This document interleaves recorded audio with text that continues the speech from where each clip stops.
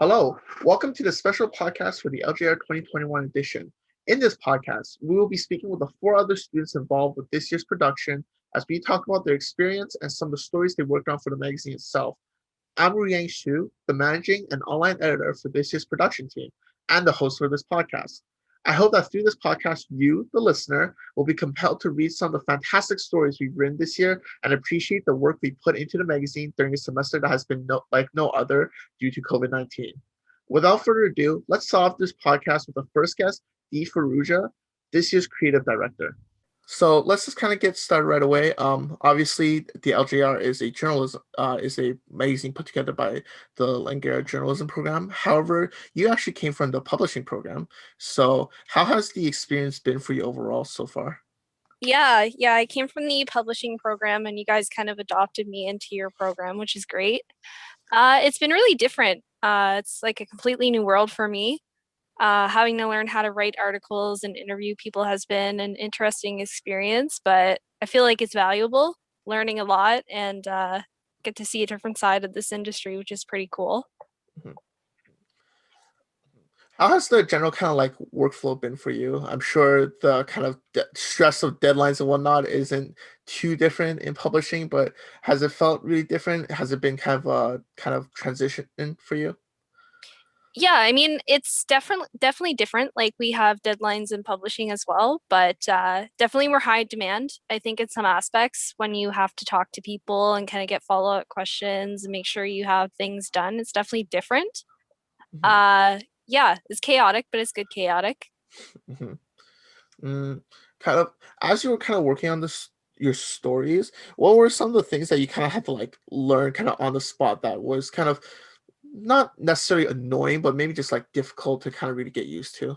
Oh geez. Yeah, for me, I'm really bad at doing interviews. Like I can talk to people no problem, but when it comes to having to get specific information from them, I really struggle with that.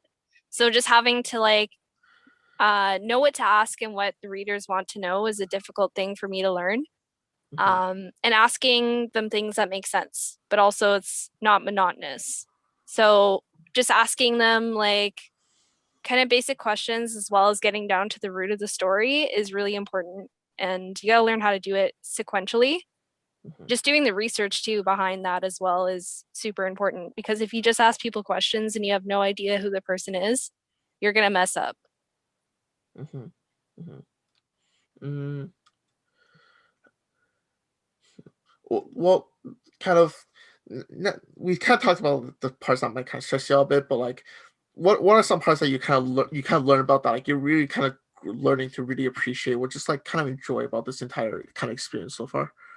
Yeah, I get to talk to some really cool people. I learn a lot about different people, what they do in their everyday life, which is really cool that I otherwise wouldn't have the opportunity to kind of talk to them. Like people in the journalism program and journalism universe. I don't think I would have the opportunity to get to talk to them outside of this program, which is really cool. There's lots of people doing really cool stuff, stuff that is really important in our world today that contribute to our society getting to know what's going on from day to day, from important stuff to like funny stuff, just a bunch of stuff. Really cool. Mm, mm. Well, obviously, the experience this year has been somewhat different due to COVID-19, and I'm sure you, like the rest, a lot of us have been kind of stuck at home. But so kind of how has that kind of experience been of just trying to get all this work done, kind of cooped up at home, not really being able to go out that much? Yeah, it's been crazy. I think a lot of us have to adapt and kind of learn how to do stuff from home. I know that home for a lot of us is a place where we unwind and relax and kind of get away from day-to-day stuff. But when that becomes your workplace, it's really hard to balance. I think after the year that we've had COVID, I've kind of gotten used to it. I'm a homebody anyways, so it wasn't really that big of a deal for me. I'm used to it. I like to stay home and game and Hmm. hang out with my friends and stuff, so it wasn't too bad. Hmm. But I think the most important thing is to remember that when you're home, you should work and you got to separate yourself from that. It can be hard for a lot of people. Hmm. Hmm. For sure, for sure. Yeah, that definitely makes sense. I think that's definitely kind of how a lot of us have definitely felt about the experience as well. So it's good to Yeah. yeah. Okay, let's kind of move on into more kind of talk about the RJL LJR itself, and talk about one of the stories that will be published in the magazine itself, that you worked on. I Mhm. believe it's the profile on Anat Rapkin. Did I pronounce that right? Yeah. Okay, Yeah, yeah, yeah, you got it. okay, perfect. So, do you mind just kind of share a bit about who they are and kind of what really drew you to kind of doing a profile about this person? Yeah, for sure. So Anat is actually an illustrator and comic book writer. She's from Israel. She's an immigrant and she's been here for about 11 years. She was contracted by the BC Teachers Foundation. And basically, what they want to put to light is refugees that come here from countries like Syria, war-torn countries, that have to leave everything behind and, basically flee terrible conditions to come here and seek asylum. And, that in itself is something that as Canadians, we don't really have to worry about for the most part. We're really fortunate to live in somewhere like Canada where there's not really wars outside our door and like bunch of people we know dying and having to worry about that. So Anat conveys really serious issues in the format of comic books, which is really cool, especially for kids who, it's such a serious and dense topic. It's portrayed in a way that's easy for them to kind of consume and relate to. It's really super cool. Mm-hmm. How did you come about kind of finding out about Anat? Was it just because you're kind of I know you do a lot of illustrations and stuff, so was it just something that you've always kind of known about before this? Yeah, so I found out about her actually from Cloudscape Comics. They're like a volunteer basis kind of comic society down here in BC. Mhm. So if you want to volunteer to do illustrations or story writing, they kind of hook you up and get you set up. As you said, I'm a comic book writer, like I'm a self-taught comic book writer, so I'm always on the lookout for other talented people to collaborate with or just get in the know about. And hers just stood out to me right away. I just thought it was so touching, and it's a topic that we all need to recognize happens every day. Like every day we brush our teeth, wash our face, we get ready for our day. Every day someone is seeking asylum in our country. Mm-hmm. Mm-hmm. So I'm sure you had a chance to kind of talk with her as well. And how was that experience? Like just kind of getting to know her a bit better and just really find out as you kind of learn more about her story. Like you kind of touched on a bit, but I'm sure there's kind of more to it than that.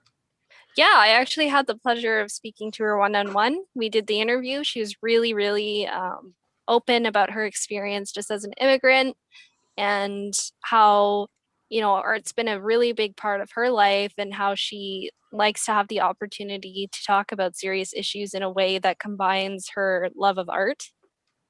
Yeah, she was really cool. She's really easygoing. I learned a lot talking to her just about her experience, talking about the people who are seeking refuge here in Canada. A lot of students in Burnaby, actually. The story is called Nazarene's Journey, Mm-hmm. and it's based off of real experiences from students in Burnaby. Oh, okay, that's actually really interesting. Hmm. Yeah, Yeah. super cool. Hmm. Well, like, kind of from your kind of one-on-one interview with her, was there any kind of interesting anecdotes that either did make it into the final story or may have been left out that you kind of want to share? Um, I would say that a lot of the stuff as her as a person, she's basically my people, and by that I mean she's nerdy, she loves to game, she loves video games. That's a big influence for her.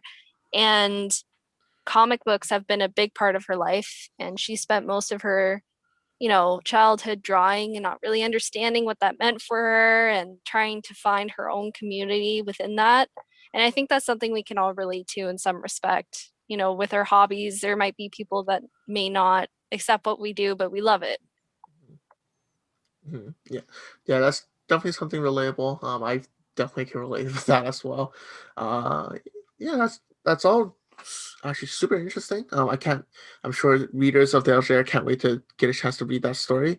Um, well, to kind of wrap things up here, is there anything else you kind of want to say about kind of your time writing about LJR, or even just kind of about the story itself? Yeah, I think it's a really good story, and there's lots of resources out there to, teach yourself about the seriousness of people who seek refuge in our country and other countries, and what you can do to help those people and support other people who try to get that information out there. Mhm. Okay, perfect. This has been a great talk, Dee. I can't wait to read your story on the LJR once I get a copy of it as well, and I'm sure the readers feel the same. Yeah, awesome. Thanks for having me. And if you want to check out Anat's stuff, go check out cloudscapecomics.com. Mhm, She's got a couple things on there, and you can be linked to her other personal work. mhm. On top of her amazing story, Dee was also tasked with the illustrations you'll see throughout the magazine, so be on the lookout for those as you go through the magazine itself. Next up, let's go to our talk with Sephora Regula-Dez, who is the assistant editor and chief copy editor of the LJR this year. Okay. So I guess let's just kind of get started right away. Obviously, with kind of your role with the LJR, you have been kind of all over the place with kind of what you've been doing and kind of helping out with others. So how has the general experience been so far for you? Yeah, it's been really good. I think because we have such a small group this term, it really just showed the like team effort of it all and like just a lot of collaboration and stuff like that. So that's been really nice. And yeah, I'm excited to see the issue come out. Mhm, mhm. Yeah, obviously we did have a pretty small group working on it, but like on top of that, there was also kind of the restrictions put in place because of COVID and whatnot. So kind of while you were working on your stories, how was that kind of having to deal with COVID still and just like kind of trying to get in touch with everyone? Yeah, it was definitely a bit more difficult because we didn't have that in-person element. I feel like with creating a magazine or like um, new a news article or something like that, it's more difficult without that human element. But I think that we pulled it together pretty well. Mhm, mhm, mhm. So for your end, you also kind of worked a lot more on really highlighting the fact that this is going to be the 25th anniversary of the LJR. How has that experience been kind of being able to just kind of take part in something that is pretty important overall? Hmm. Yeah, that story was really fun to do. It was awesome. I got to go into the school and look at all of the old issues, and like it was so interesting reading all of them and like the editor's notes and stuff, and of really older articles. The first issue was 97, so yeah, it was really cool to see what some of the like editors had to say in their editors notes, and also just see how things have changed so much with um, in terms of what people are writing about, but at the same time there's a lot of um, similarities, it seems like, in stories that came out in more recent issues. Kind of when you were looking back in some of the older issues, was there any kind of issue that really stuck out to you, like one that you felt was kind of just notable compared to the others? Hmm. Yeah, no, that is that's a tough one, but yeah, no, all of them were really, really interesting. Um, I did find um, one story, um, one feature about Kim Bolan that came out. I think it was in the early 2000s or maybe even the late 90s, one of the earlier issues. And it just talked about her experience um, doing investigative reporting and stuff like that. And I just thought that was really cool because she's my teacher as well, and she's still doing what she's doing, and she's doing a great job. So I thought that was really cool, and it was really cool to see the um, the different design aspects of older years. Yeah, there was a couple. I think a couple of them. I think like 2000 or 2001 that I really liked the design of it. It was really like sleek looking. It kind of reminded me of like um, the New York Times in that way, but I thought it was really cool. Mm, mhm, mm. Mm, Well, kind of with the mentor of Kim Bolan, obviously someone who is currently an instructor within the LJR journalism program. Um, was it kind of cool to kind of see familiar faces, either like people like Kim Bolan, who now obviously is an instructor, or just people who you kind of recognize the names of in kind of the current BC kind of journalism landscape? Yeah, for sure. Definitely, I think so. Seeing Kim on there, and then also just interviewing all the people that I did for that issue. So some more recent grads too, like Chloe Logan, and um, yeah, I think that was really cool to Mhm. speak to some different faces. Out of everyone that you did kind of get a chance to talk to and kind of interview, was there anyone who you kind of who who kind of was really interesting or said something that really kind of stood out to you? Yeah.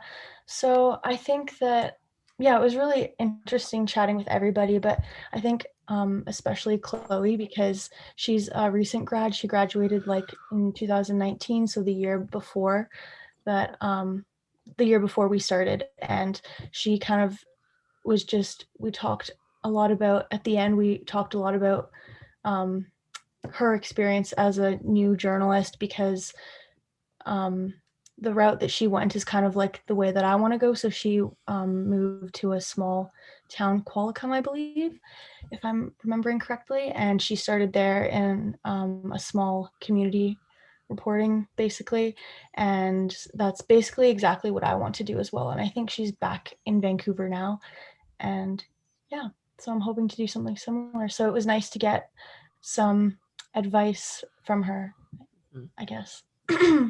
Mm, ta- kind of as you talk with kind of all these different managing editors from different years and whatnot, did it feel like and then when comparing it to kind of our experience working on the LGR this semester, did it feel like their experience was different, like vastly different because of kind of the differences with like COVID and online only and all that stuff, or like just kind of talking with them, did it feel like the process and kind of the experiences they went through were kind of the same?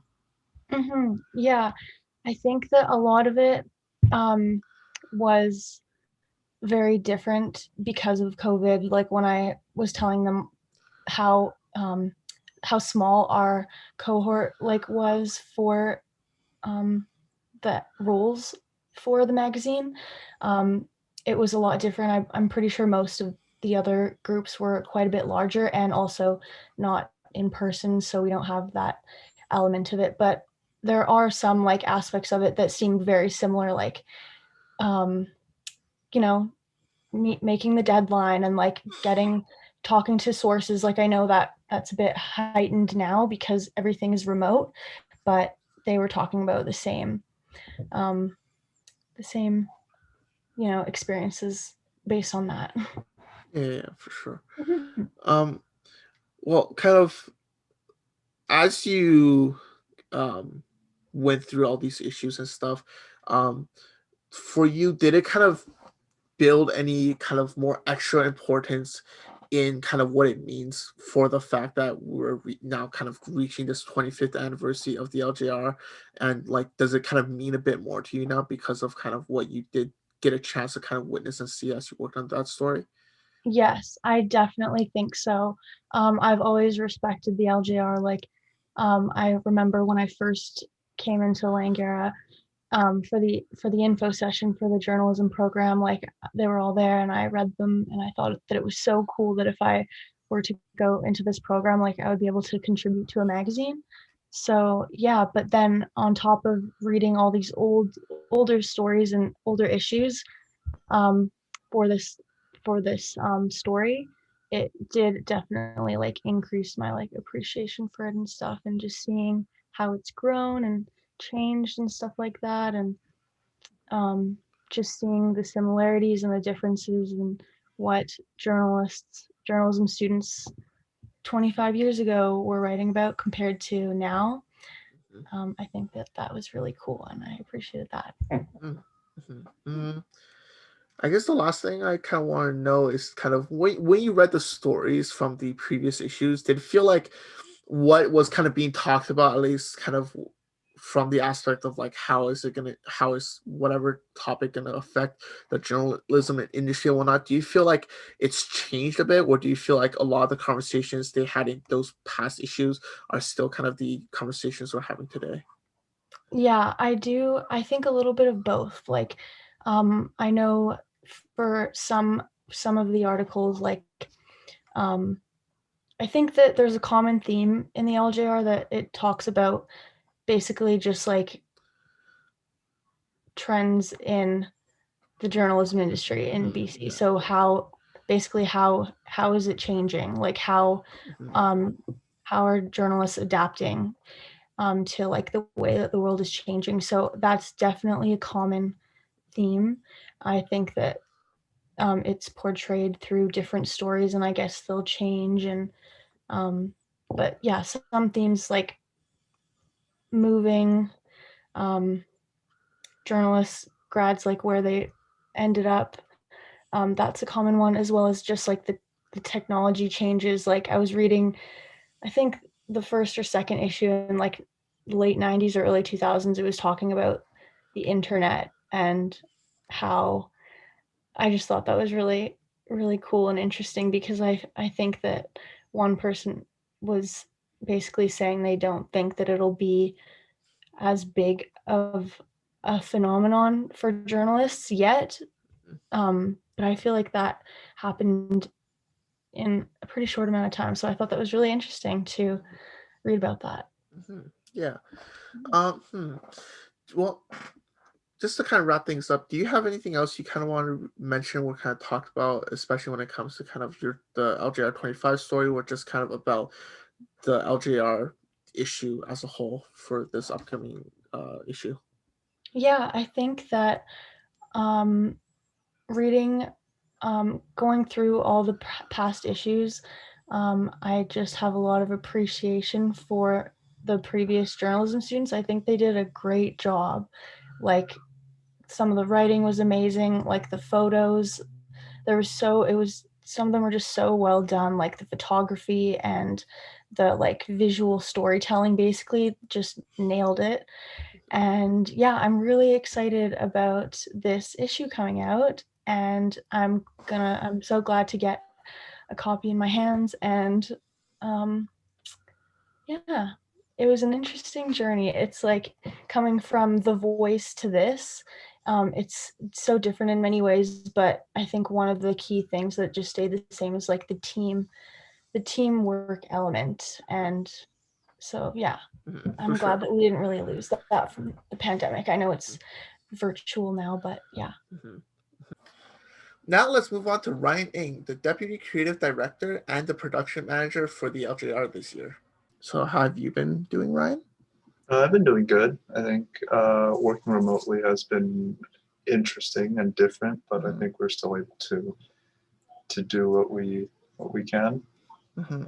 For sure, yeah.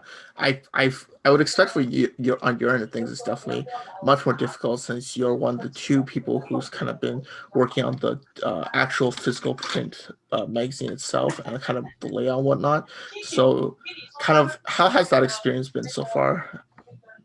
I think communication between each other is, I guess, a bit more difficult since we're not just working in the same room and we can't just kind of like tap each other's shoulders and just get feedback or anything right away. But I think we still made it work using what we can, like using Slack and stuff, to just try to just send each other's things.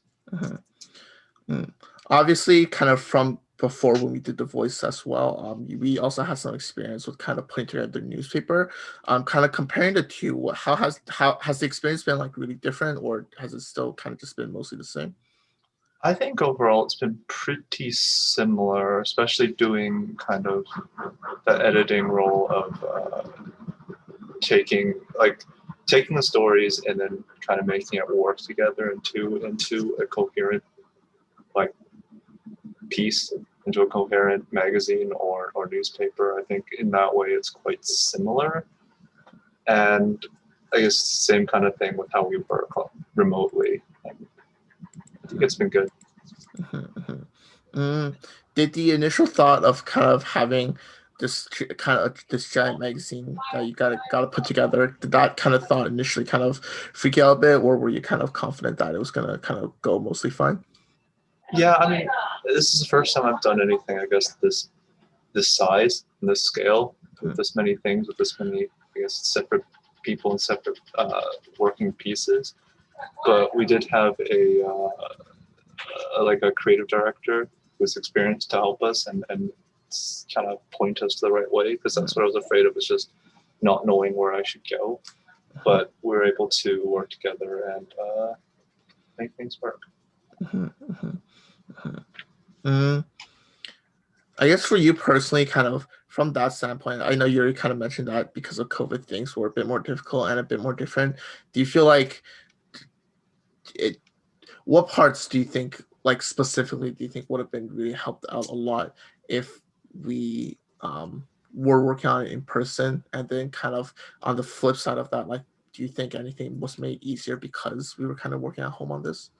Um, I think I think it's just that like quick and direct communication between, I guess, instructors, or between, I guess, our editor, between each parts of the like people who are working. Or we can talk to the writers, we can talk to the different editors and the copy editors, and even just within the design um, team, which would have probably been a lot easier and made things a lot, at least a bit more smooth. Um, but on the flip side, I think, uh, well, I think it's maybe just me. I do like working like on my own sometimes. I guess working at my own pace, which is helpful. But then did have to like make sure everything comes together at the same time. But I think I don't think one's necessarily much better than the other. It's just kind of depends on what we're doing. And for this, I think it worked out. Mm-hmm. Okay, that makes sense. Let's kind of move to a different topic now. Kind of talk about some one of the stories that you worked on for the LJR itself.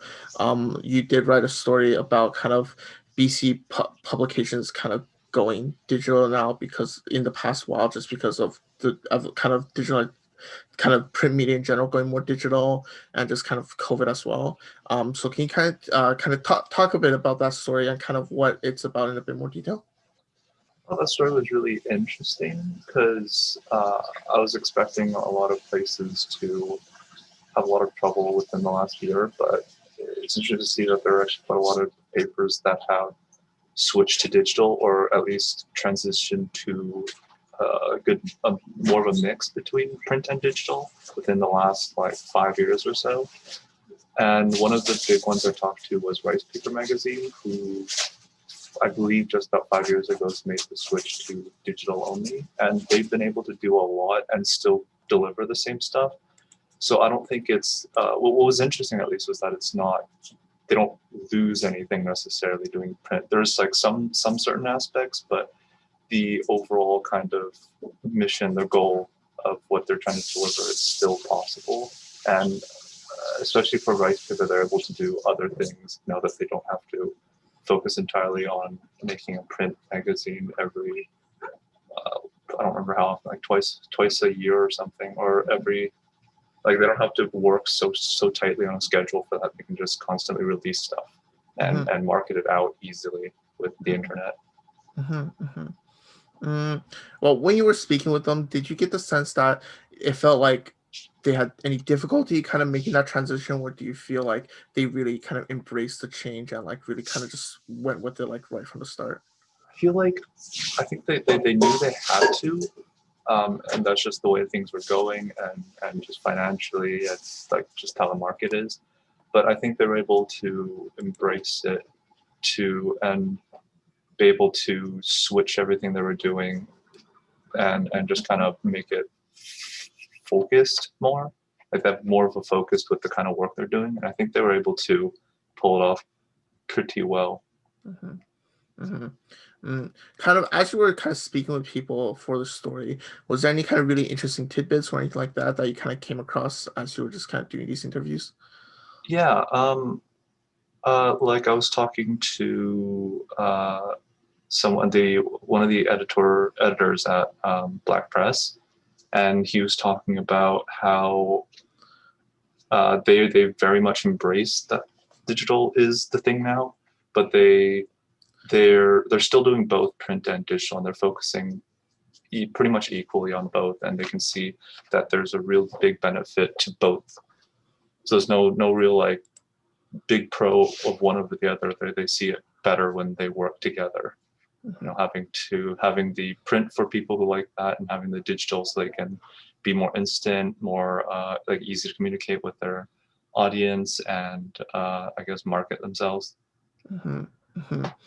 Mm-hmm. I guess from from that end of things, kind of when you did kind of speak with them, obviously a lot of what we talked about has been kind of more kind of positives and pluses for the digital publication side of things. But like, was there any kind of mentions of just any negatives that they felt like they've been kind of dealing with as a result, though?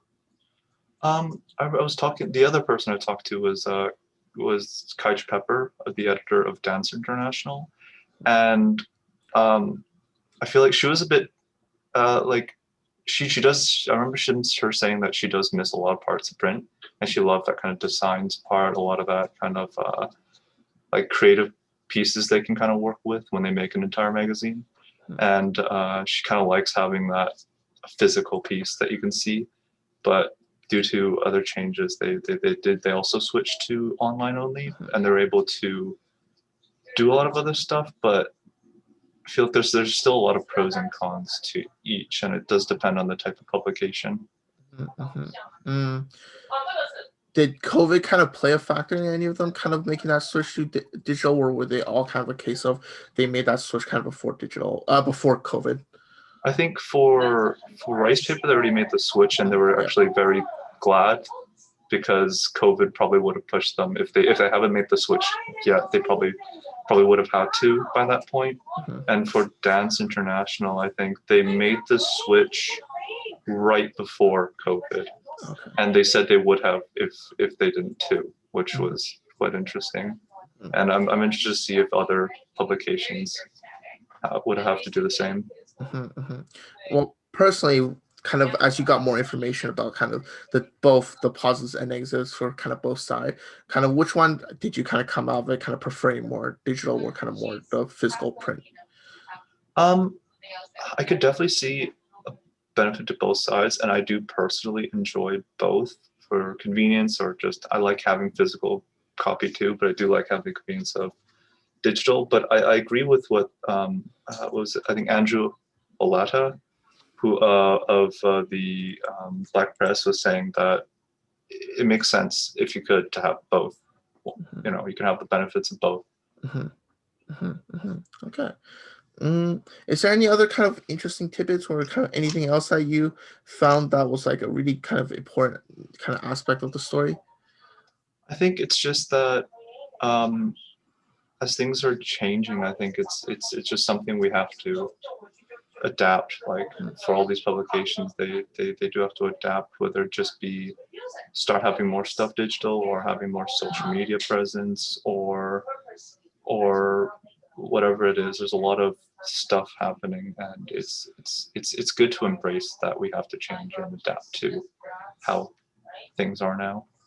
Last but not least, to finish off this podcast, let's go to my talk with this year's editor in chief, Christian Trevena. Let's just kind of start off right away. Kind of within the small team for the LJR this year, you definitely had the most experience since you did help out a bit last year. And kind of this year with COVID and everything, how has the experience kind of been kind of different? Yeah, it's definitely been a big change. Last year I was just a contributing writer, so I wrote a story, but I wasn't actually in the magazine class. I didn't really partake in actually producing the magazine. So it was kind of just like in my own time, I wrote this story, submitted it, and it was taken care of. And we were also had the added bonus of being in school and on campus when that happened, so it was a lot easier to talk to the team. This year, with it being all done remotely and especially on a much smaller team than we've had in years past, it's been a bit of a challenge. I think just like trying to communicate remotely with everyone and getting used to the technology and working from home when you don't have the luxury of actually being on campus to see each other and use the technology that we have there. Yeah, for sure. Well, especially for you, since you're managing editor, how has that kind of experience been? Like obviously it's probably not as bad considering they're a small team, but I'm sure it was still kind of difficult, just kind of making sure everyone was kind of on track and whatnot.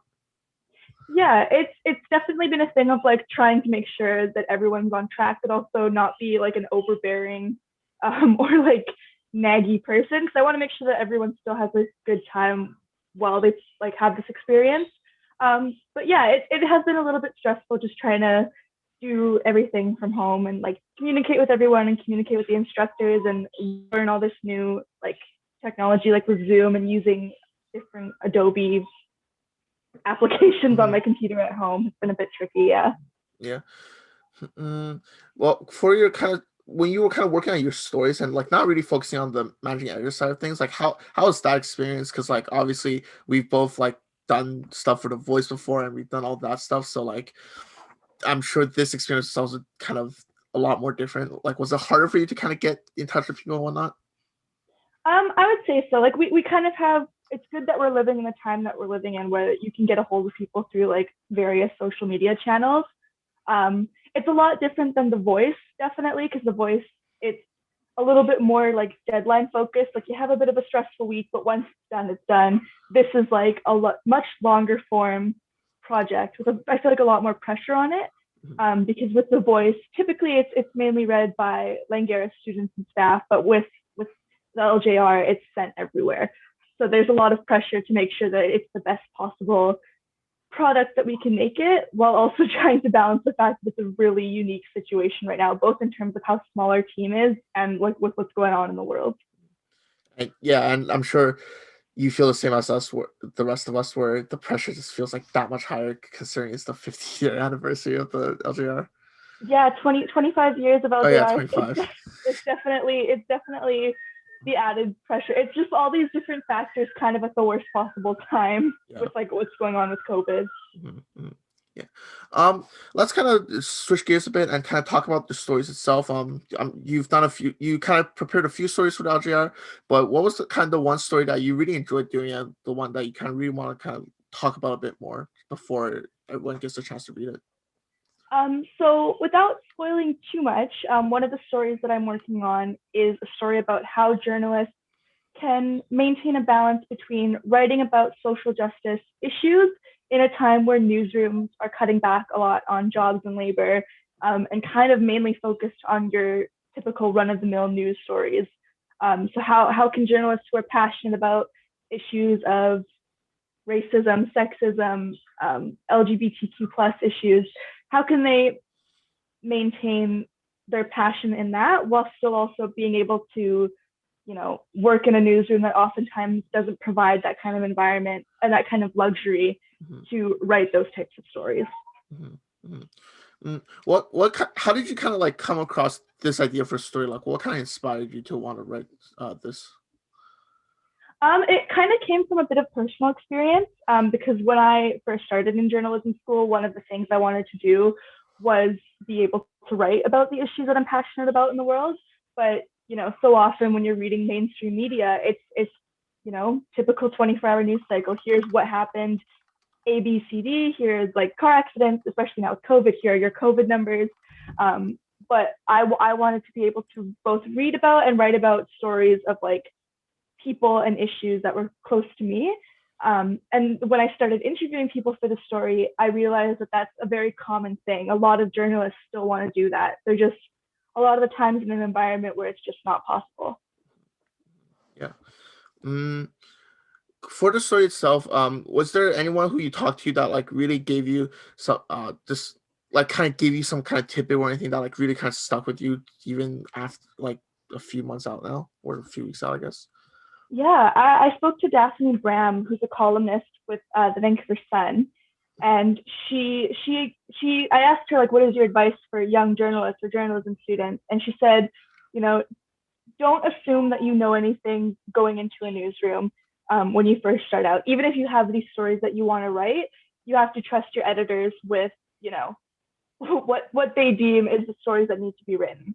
And once you start to learn a bit more, and once you start to get more experience, that's when you can start pitching stories that matter. And you need to be able to sell them and have confidence that they're stories that people are going to read. You can't just, give a half attempt spiel as to why you want to write a certain story. You have to be able to sell it and say to your editor, like, this is something I want to write, and this is something that people need to read. Mm, well, yeah, that definitely is something that's just hearing it on right now for the first time is kind of like I can kind of see how it would stick with you. Like had the like kind of when you heard that, like, did that like make you kind of think about like kind of past examples in kind of with your own experience, kind of again with like LJR, where you like the voice? Yeah, I mean, there's definitely stories that I've written about for The Voice where they started out as things that I was passionate about. But just even like with the deadlines of The Voice, you don't really get the time or luxury to be able to really explore as in depth like issues that you want to explore, or talk to as many people as you want to talk to. Sometimes in order to get the story out in time, you just got to give the bare basics. But it did make me realize, that after talking to all these people for that story, that there is still a place in journalism for people to write about the stories and issues that they're passionate about, which gave me a little bit more faith, especially now that I'm graduating. Yeah, if that answers your question. Yeah, I feel like it did. Well, kind of let's kind of talk about that. Like now you're graduating, kind of after doing this story, like has that kind of made you kind of maybe change how you kind of what your plans are for the future, or kind of what you want to write about, or anything like that? Yeah, I mean, I honestly don't have a solid, concrete plan after graduation, especially with how unpredictable everything is right now. But I'm definitely more aware now of different media organizations that write about those types of issues that I think I want to write about, that maybe aren't super, hard hitting news, 24 hours, you need this deadline by this time of day and it needs to run by this time of whatever. So yeah, it's definitely opened my eyes to the different possibilities that you can do with journalism, which is definitely nice to see. Yeah. Mm, kind of wrap, kind of just wrapping up kind of everything right now. Is there anything else that you kind of like really feel like is an important aspect of the story that you hope readers will like really enjoy once they get a chance to kind of read the story on LJR, or even just kind of online? Yeah, I mean, I would say if someone were to read it who wasn't, super involved in the world of journalism, or wasn't a journalist themselves, I would say that especially in a time where I feel like the media is criticized a lot, for many things, one of them being not writing on important issues, I think it's important to know that there are still journalists who care about the things that everyday people care about things, like I said before, like issues of race, sexism, LGBTQ plus issues, climate change, things like that, human rights issues. It's just a matter of trying to find the platform that will allow you to speak about that, and that will allow you to spread that kind of word to readers. Mm-hmm. Okay. Mm, I th- I think that's everything. Thank you so much for taking time to kind of really talk about your stories. Yeah, Do no you have worries. any kind of final words about the LJR? What kind of about yourself before we kind of end it here? I would just say that it has been a challenge, like I said, with all the different factors that we've had to work through as a team. But I think once it's published and once we have that final product, it's going to be something that I'm really proud of, and I hope that the rest of the team is proud of as well. Hmm.